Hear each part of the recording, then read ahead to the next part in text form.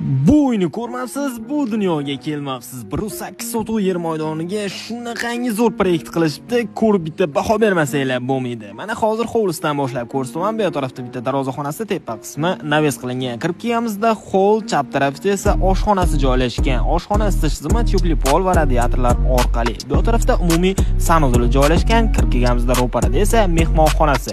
Hurmatli kuzatuvchilar, har bitta xonani, hollarni patolog qismlariga abo yopishtirilgan ekan. Bu tarafda bitta kotalar uchun yotoqxonasi joylashgan, orqa tarafga qaragan derazalar mavjud. Endi podvalga tushamiz. O'ng tarafda bitta katta xonasi mavjud, hovliga qaragan derazalari bilan. Bu tarafda kotelnisi joylashgan. Endi ikkinchi qavatga chiqamiz. Hurmatli kuzatuvchilar, uy to'liq pishgan g'ishtdan qurilgan. Albatta adresini ham aytib o'tamiz. Toshkent shahar O'shtepa tumani O'rikzor Ko'ksaroy mahallasida joylashgan. Arentir O'rikzor masjidi.